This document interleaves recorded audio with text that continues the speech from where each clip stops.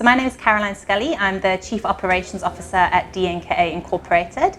And we're a firm of accountants and auditors based in the Upper Highway area. And we look after majority small and medium-sized businesses. We've got about 300 of them that we currently look after.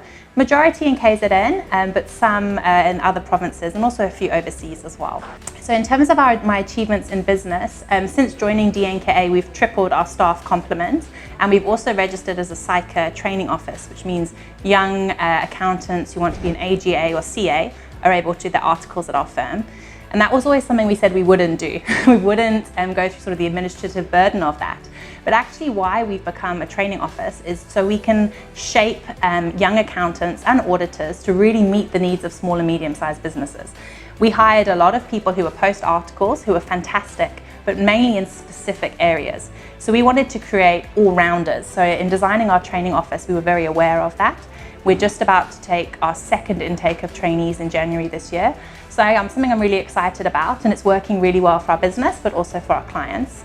And then before I joined DNKA, I actually volunteered for 2 years for an NGO based in Edendale, which is just outside Pietermaritzburg. And I did kind of a few roles there, but my initial role was to develop an employability program for young people that were living in a community really devastated by HIV.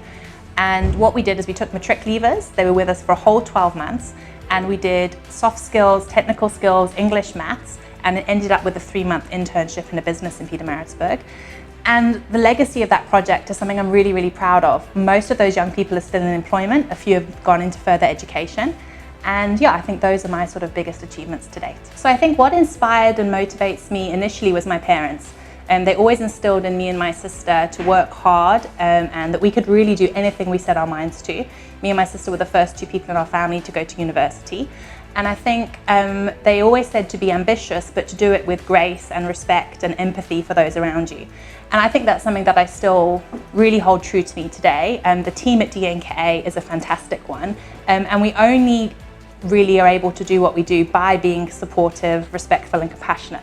So I try to do that for myself, for my team members, and also for our clients. And I think that's really what motivates me. So I think one of the biggest challenges I've experienced is moving to another country without a support network. So when I came to South Africa, and it was an interesting one because I never made a decision to say I'm moving, it happened quite organically over a number of months and years.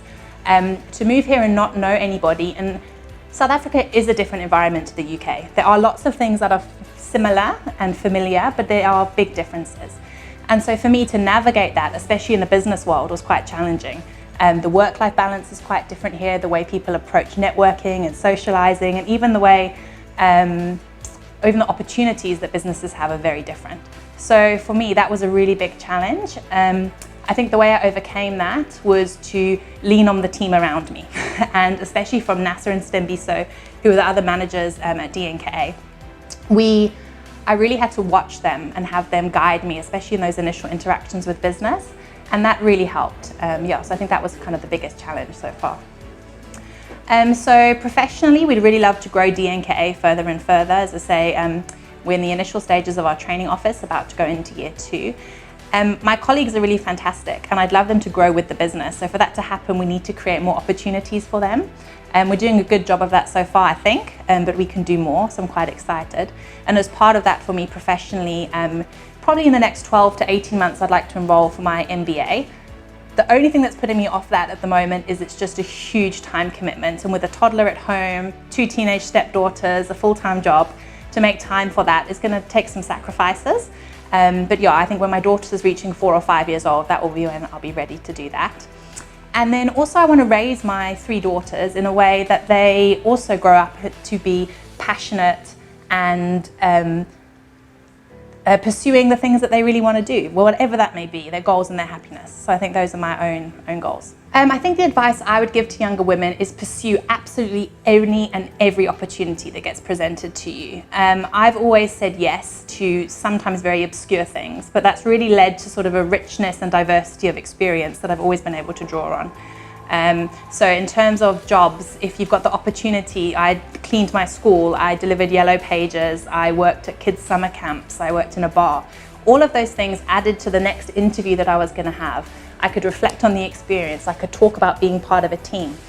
And I really think that added value and helped me on my next step. So don't ever think that something's not exactly what you want to do. Just embrace it, say yes, even if it's going to an odd meeting or the opportunity to travel. Just say yes, it's gonna help and add value to you. So I'm married to Julian, and we have a daughter, Penelope, who is 3, and then I have two teenage stepdaughters who are with us half of the time.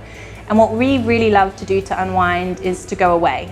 So we love to go camping or away for an Airbnb for the weekend, and just get out of Durban for a little while. That's kind of what we enjoy. And we've also recently moved house as well, so we're in full DIY mode. So I'm constantly painting walls, putting up flat pack furniture. Yeah, that's what I'm doing at the moment in my spare time. I just wanted to say I'm really excited to be part of this initiative. The opportunity to meet so many strong women who are pursuing their dreams in business and their professional and personal goals is something I'm really excited about, and I'm looking forward to meeting them all and continuing a dialogue.